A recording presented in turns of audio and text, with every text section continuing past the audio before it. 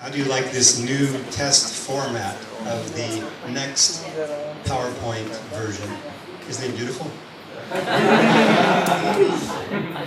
So, first of all, this presentation was prepared by Andy Eyschen, and I am not Andy, I am Glenn.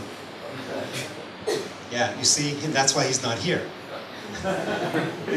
So, I have a copy of Andy's file, which maybe we can use and maybe not.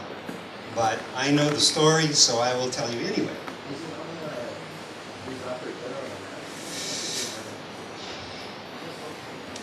I don't know, but I think we don't have time. So, Andy is my business partner with Language of Liberty Institute. Andy is coming from the airport, so maybe Andy will arrive, and then I have to stop and he can talk. But I will tell you a little bit about Andy's presentation, and then I have some comments myself. I have a file, and I think my file is much better. So, can we just start? You can just start to play the file. Yeah, don't worry, it's okay. And so your brains are much better than the computer, and your eyes, so you can just adjust this. I think the important information is here. I'm going to talk really briefly and hope that Andy comes so he can add more comments, because I want you to meet him also. Andy wants to tell you about the story of Language of Liberty Institute. We were founded 10 years ago, so this is our 10th year, our 10th anniversary. We are incorporated as a non-profit corporation in the US, in the state of Arizona, where I live. I live in Phoenix. So, this is our website. Well, our website looks better than that. But languageofliberty.org, and maybe you wonder where the name comes from. What do we mean, Language of Liberty? Why did we choose this? It means many things, but first, the language of liberty means the English language. Because at this point in history, if you can speak English, you have more opportunity in life, and therefore more freedom. And you know this, and you're all English speakers, and probably one reason you're here, besides hearing the wonderful speakers, it's an opportunity to practice English and learn more English. So our programs are done in English, and most of our students are not native English speakers. English is their second or third or fourth language, as for many of you. We don't teach English. Our students already know English, but they're looking for practice. Their English is probably not as good as yours. They're not fluent, but they are looking for more practice. Second meaning, Language of Liberty is what we're calling classical liberal thought, classical liberal philosophy, or libertarian philosophy. We don't normally say libertarian because the word means many different things to many people. In the US, in fact, the term is now so familiar, which is good, that all Americans know about libertarian, but their ideas are different and they're not right. So we say classical liberal philosophy, the small government, low taxes, free trade, individual rights, and entrepreneurship. So in our programs, we teach the basics and the history of libertarian thinking and free market economics and entrepreneurship. We also have workshops about how to use these ideas in real life, like starting a business. Our standard program is what we call a Liberty Camp, or Liberty English Camp, or sometimes Liberty Entrepreneurship Camp. And sometimes we just say Entrepreneurship Camp because in some countries where we go, the word liberty is dangerous. So we talk about it, but we don't advertise it that way. We advertise job creation and youth opportunity. What it really is a liberty camp. So this is normally 5 days and nights. We have a group of 30 to 40 young people, college age students, and we go to some nice place in the mountains or by the sea, and we spend the time together practicing English, discussing libertarian ideas, and having workshops. Sometimes we have short programs, 2 hours, 3 hours, 4 hours, 1 day. But our normal program is a 5-day Liberty Camp. And we have some wonderful people here among us who have been to a Liberty Camp. Yay, yay, yeah. In fact, Ken has been doing this longer than me. I'm relatively new for this. But at this point, in 10 years, we've had programs, more than 50 programs, in 24 countries. In August, we will go to country number 25, which will be Kenya. And there's a list of the countries, which you can't really read.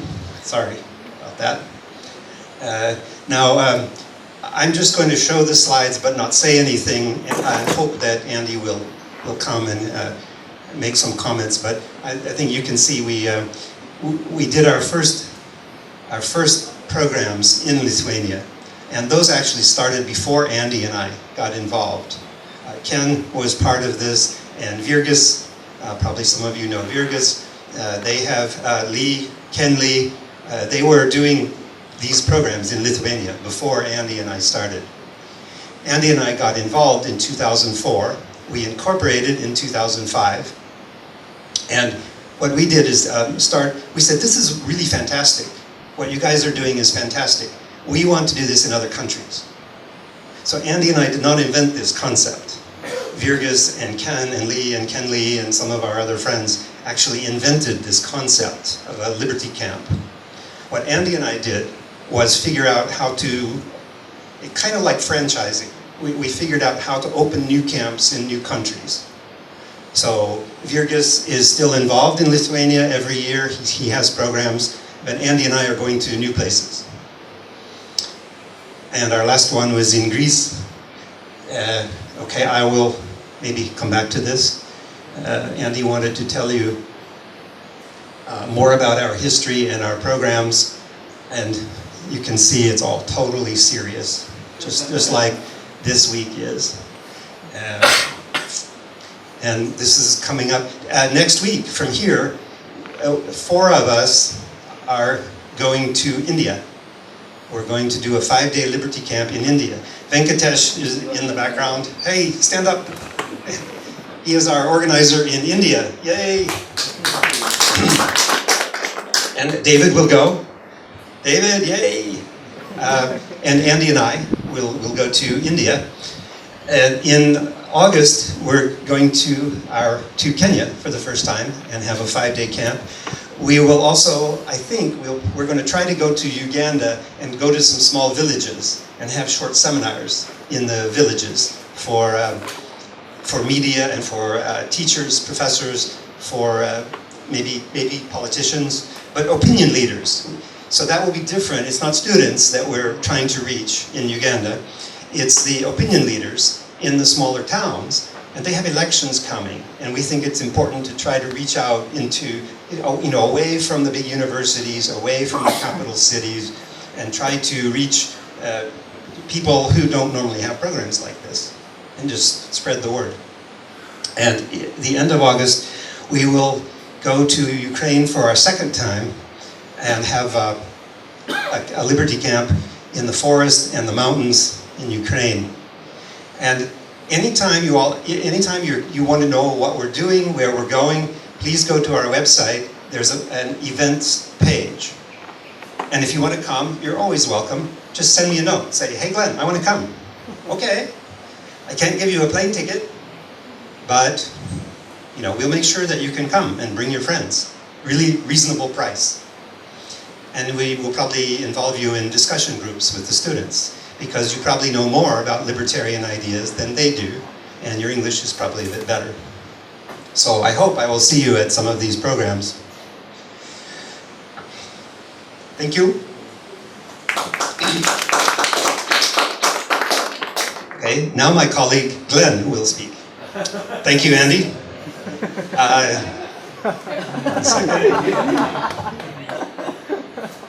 Andy, your slides are really strange.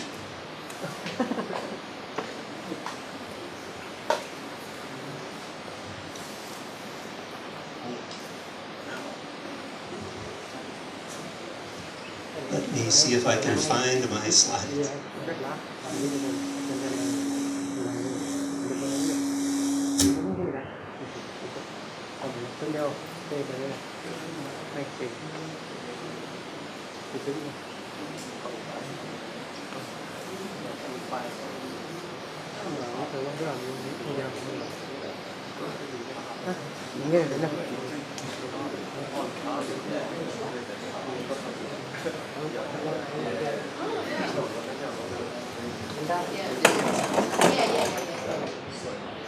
Ha ha ha! You did it.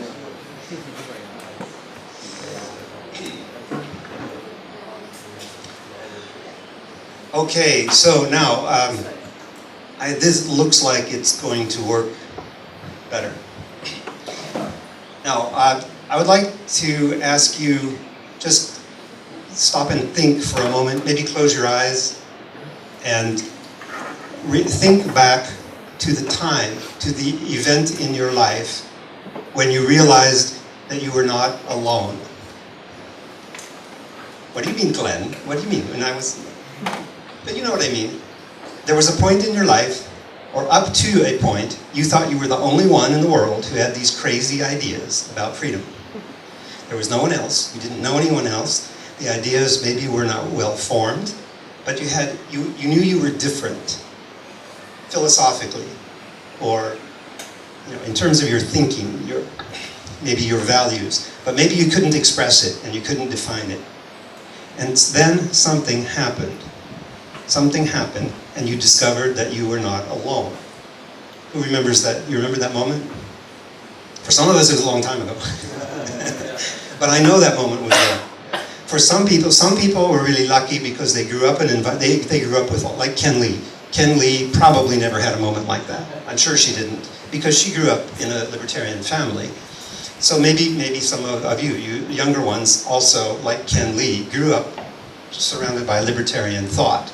And this is fantastic because it means we're making progress. But for most people, especially we older ones, there was a moment in life when you discovered you're not alone, and that was so fantastic that we can remember it to this day, 100 years later. Okay, 90 years later. Just for me, really quick, I can think of 3 moments that really stand out. The first was when I read Ayn Rand. I was in university, and I went, oh my God, I can't believe this. I found someone who can express what I've always thought and I've always felt, but I could never say this. I hadn't worked it out. I didn't know how to think. But Ayn Rand helped me to organize my thinking. She did not revolutionize my ideas or my values, but she helped me sort them out and make them consistent and make them logical and help me to explain them to other people. A few years later, I read the works of Harry Browne, newsletters and books of Harry Browne. Does anybody know about Harry Browne today? I know many of you know about Ayn Rand. In 1980, more or less, I read the books of Harry Browne, and I said, wow, he explains things that Ayn Rand didn't explain, like how to get along with your wife, or how to find a roommate, or how to find a job, or how to live a libertarian life in a world that's full of non-libertarians. How to live free in an unfree world. So this is another big moment for me. And the third, and possibly most important, is when I discovered International Society for Individual Liberty, which is exactly 25 years ago. Can you believe that? San Francisco. And the difference, the reason that was different is because until that point, by 1990, I had many libertarian friends and objectivist friends, but they were all Americans. They all lived in the same city as me, more or less. What I discovered with ISIL is the international work, and that was very rare in those days. That was unique, as far as I know. The only organization that was truly international, and at the conferences, as you see, you meet wonderful people of all ages and all backgrounds and all languages and all countries, and you're together for a week, and you develop a huge extended family of fantastic people. And that was a huge change in my life. because I already knew I wasn't alone. But after joining ISIL, I joined an international family. So my world exploded. My world became, my little world became a really big world. And all of my activities and my projects and most of my relationships have come from this network. My friendships, my business, my projects, my roommate, lots of. So those were my moments. Why are we talking about this? Because a primary objective of our Liberty Camps is to create that moment for new people. Most of the people who come to our Liberty Camps have felt alone. They felt like, maybe not 100%, but they have felt very strongly that they were different, that they were alone. They didn't have libertarian friends. They weren't sure what libertarian ideas mean. Their families thought they were crazy. Their friends thought they were crazy. Maybe your friends think you're crazy. Mine used to, but then they gave up. So, at our Liberty Camps, we try to recreate this very special feeling. And I know Neil and David and Ken and Venkatesh and some of our other friends here like Pavel, they can tell you, and Walter, they can tell you that this happens. And they probably have stories of conversations with some of our friends, maybe from Eastern Europe, maybe from Central Asia, maybe from Africa. They say things like, "We didn't know people like you existed." So at each of our camps, we have wonderful memories and wonderful moments like this. Now I want to show you some photos of some wonderful individuals whom we work with. In each country where we go, we work with a local partner. And so in India, Venkatesh is our local partner. In Kazakhstan, we worked with Pavel. In each country, the local partner is responsible for finding the location and for finding the students and managing the money. Collect money from students or sponsors and then pay the bills. And my responsibility is to put together a team of teachers and also to raise money in the West, mostly in America, to raise money to pay for our plane tickets. That's our biggest expense. In Africa, our primary local partner is Adedayo. Adedayo is actually from Nigeria, but he's very active in organizations in Africa, especially English-speaking Africa, the former British colonies in Africa. He has extensive networks, and he helps us organize our camps in Africa. So last December, we went to Uganda, and I'm not going to try to explain every slide, but these are the people that we work with, our local organizers, and some of our teachers. I'll try to give you an idea of the atmosphere at a camp. Look at that white face. Andy and I were the only ones. And I want to tell you a story about what some of our students, two of our students had just been released from jail. Why did they go to jail?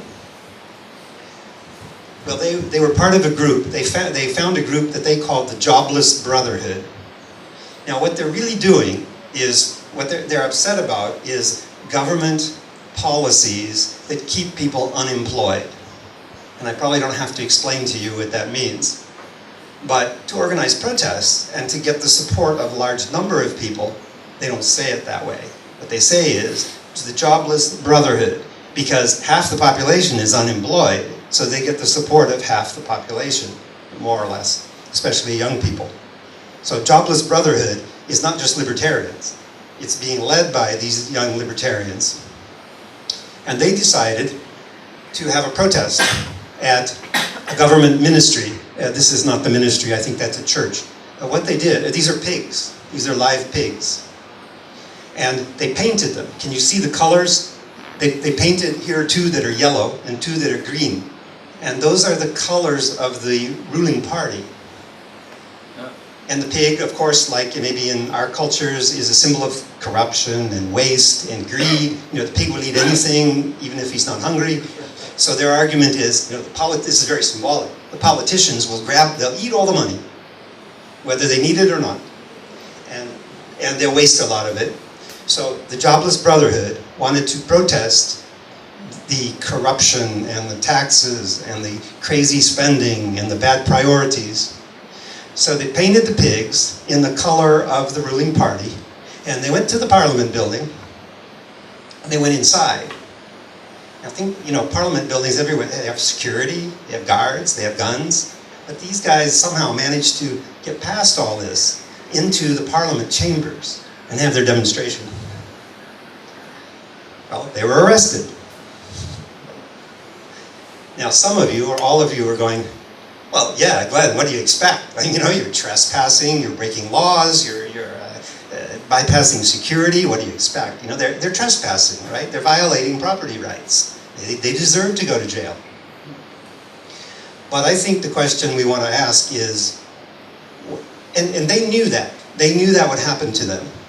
But they were so upset about their conditions that they were willing to risk going to jail to attract the media attention and to make their points.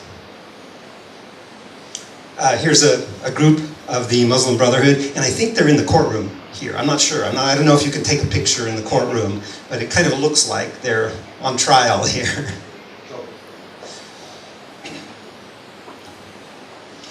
And the man between Andy and me is Augustine, one of the leaders of the Brotherhood, and he joined our group on the 4th day, just the day before he had been released from jail. And here's one of his jobless brothers, Jeremy. And this is our group eating dinner, and he too had just come from jail where he hadn't had any food for days. So he ate about 3 meals. He's a small guy, but he was very, very hungry. He also didn't have much sleep. When he was released from jail, he tried to go home, and his parents said, you can't live here. You're causing too much trouble. You're exposing the entire family to trouble. So you can't live here. He had classes the next day. In fact, it was the last week, and they had exams.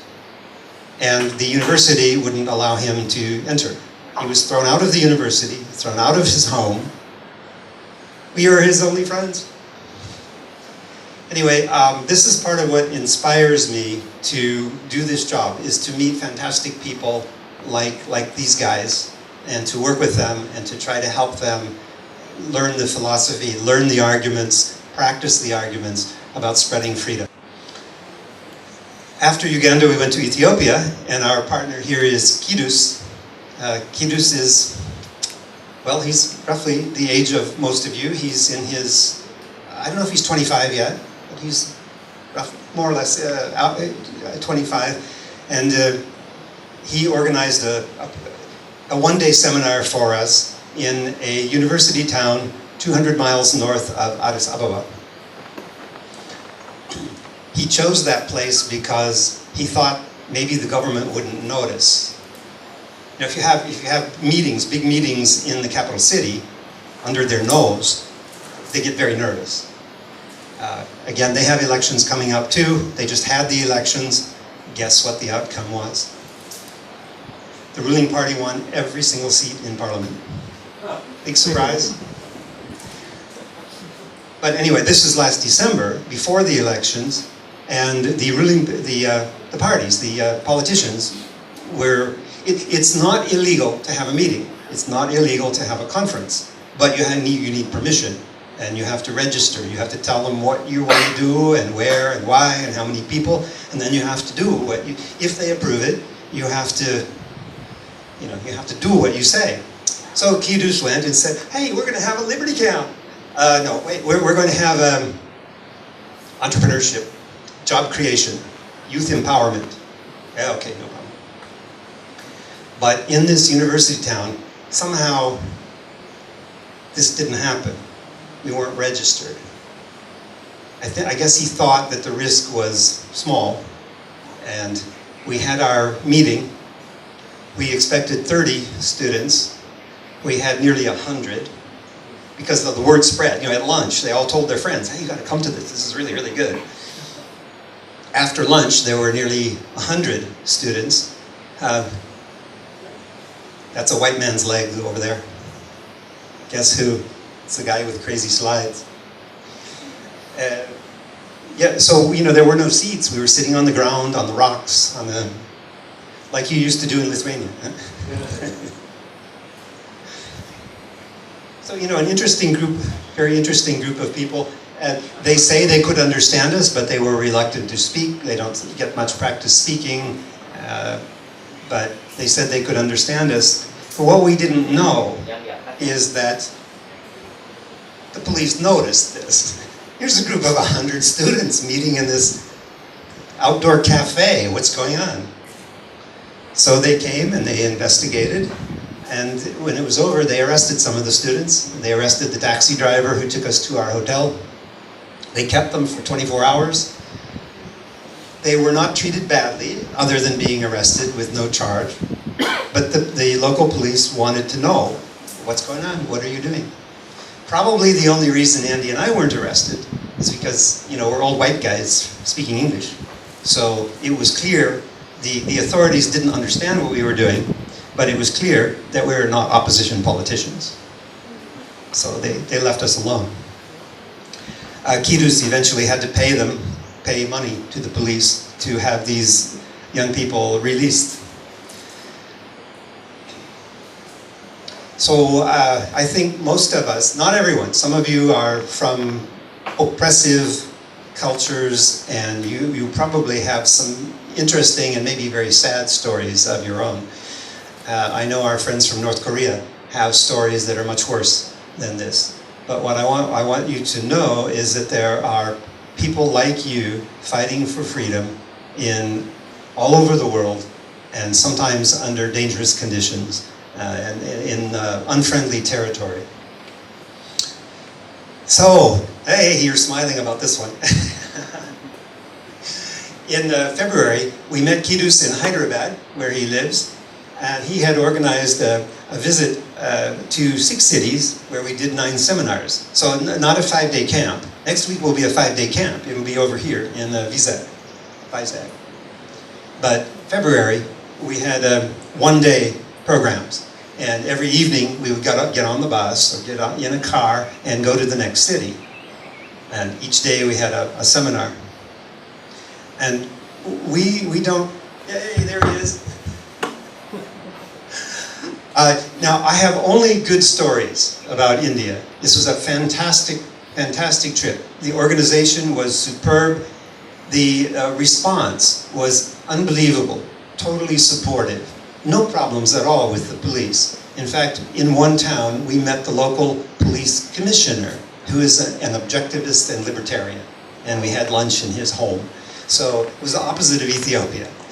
It was a wonderful reception. We held our seminars at colleges, business colleges, engineering colleges. We were hosted by the administrators, the president or the dean of the university, professors. Somebody spent a lot of time blowing balloons for us. They gave us red carpet treatment, literally a red carpet on the floor. They even these are all flowers.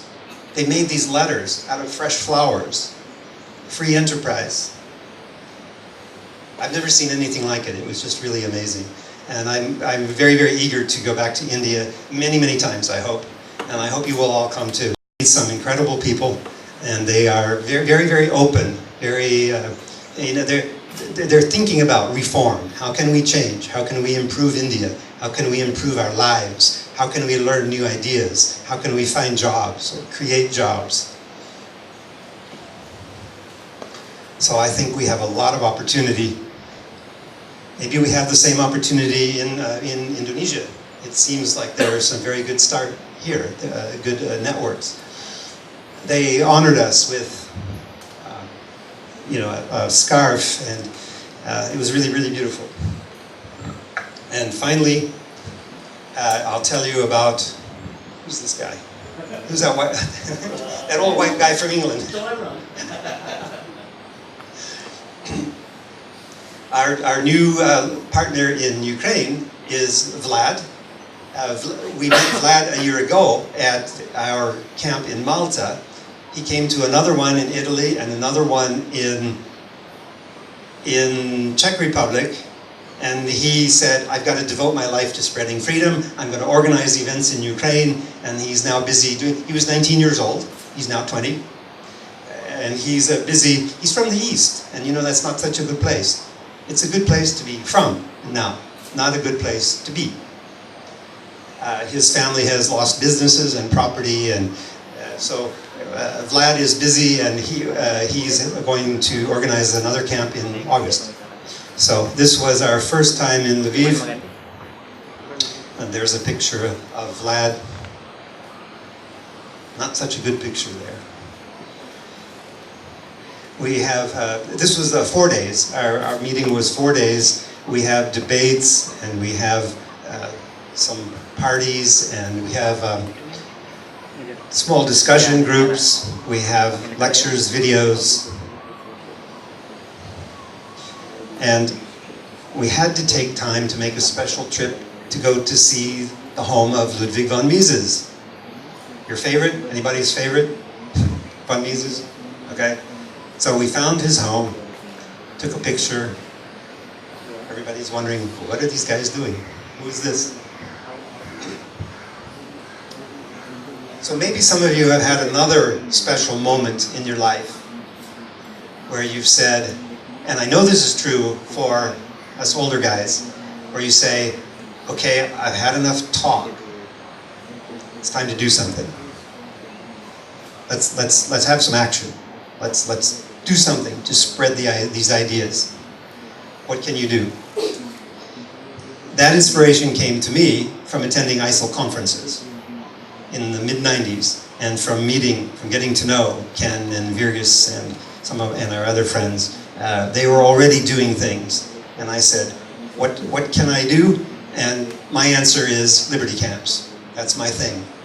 That's my thing. I'm an organizer, I'm a teacher, I raise money, I recruit teachers, I plan the travel, I do all these things. But the most important thing I do is to find local partners like Venkatesh and develop them and help them build their networks and their skills so that they can develop networks and they can operate camps and other activities. So if any of you in your countries, if you would like to organize an event like this, I'm there to help you. I want to work with you. So see me this week, write to me later, ping me on Facebook, but let's talk, let's work together. So if you're motivated to do something, some of you are in Students for Liberty, right? Probably. Or thinking about it. It's new in Asia, but Students for Liberty, that's something you can do. We work closely with them, but our activities are somewhat separate. And I mean, we have different purposes. Generally, we're all spreading freedom. But we love to work with Students for Liberty. So join us. Be a teacher. Some of you are already. You come and you teach at our camps. Be a teacher. Be a local partner.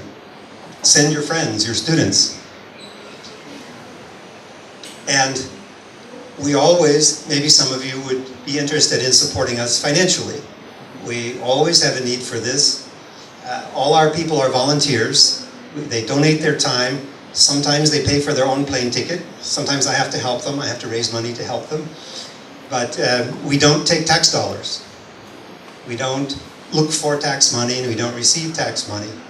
So we rely on volunteers, and we rely on private donations from foundations, from individuals. And every dollar is important. Our dollars go a long way in the developing world. We can get a lot of leverage for our money. And one result of this is not only meeting hundreds or thousands of students, but it's meeting new camp organizers, new local partners. And that's how we grow. So every dollar that comes to us is multiplied and has a very, very, very big effect. Eyschen has been a source of support to us for a long time. There are some individuals in our group here today who have not only given a lot of their time, but they've given money too, and we're very grateful to all that. And I just leave you with a thought. It's almost 5:30. I'll leave you with some words that some of you will find familiar, and these are words that we leave with all of our students at the end of every program. We talk about Hayek, one of my favorites, and we leave them with the idea of the liberal utopia. Hayek challenges us to dream about what's possible, and don't compromise that. Let the politicians worry about the compromises, but imagine a new liberal utopia. Make the building of a free society once more an intellectual adventure, a deed of courage. And we leave them with the words of Ayn Rand, another dear favorite of mine, as you know.